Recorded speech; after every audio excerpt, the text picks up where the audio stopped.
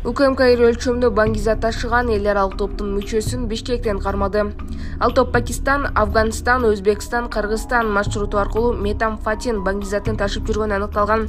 Кармалган чет элдик жарандын жанынан 300 миллион сомго бааланган 68 килограмм баңги табылган. Ал жогоруда айтылган маршрут менен алып келинген метамфетаминди Казакстан аркылуу Гонконг шаарына жөнөтүп турган. Маалымат булагы Спутник KG.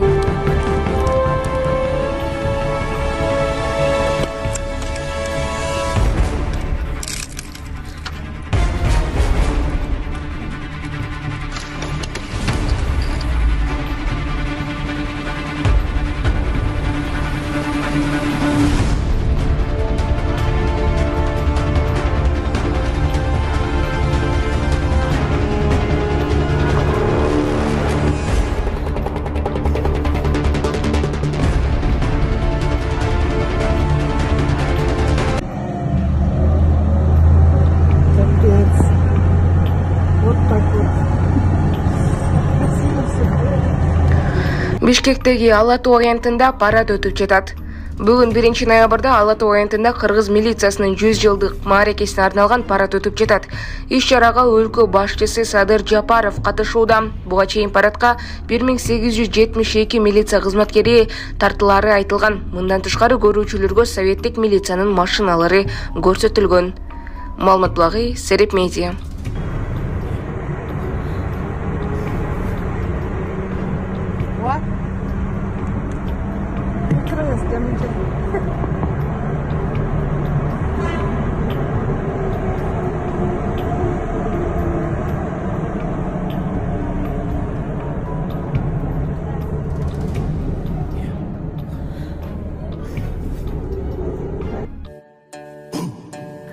Урматтуу Москва шаарында эмгектенип үй бүлө багып жаткан мекенештер, сиздер үчүн 12 жылдан бери таза документ жасап келе жатканын сунуштайм. Документтердин бардык түрүн ишенимдүү түрдө жасап беришет.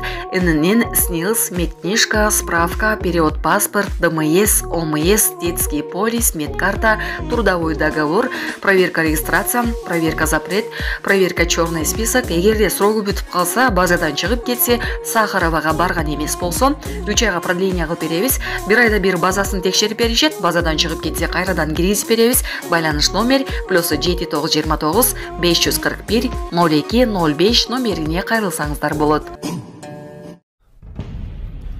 Камчыбек Ташиев: күнү-түнү иштесек да коррупцияны жок кыла албай жатабыз. УКМК төрагасы Камчыбек Ташиев коррупционерлер тууралуу кеп кылды. Өзүңөр жакшы билесиңер, мамлекеттик кызматка келген адам байлыгын жакшы жашаган, тууган ургунда жакшы жашап келген. Ошол үчүн баары кызматка барууга умтулган.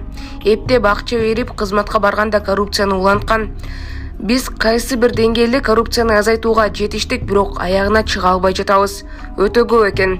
Күнү-түнү иштеп жатабыз, бирок аягына чыга албай жатабыз деп аягына чакырабыз, деди ал.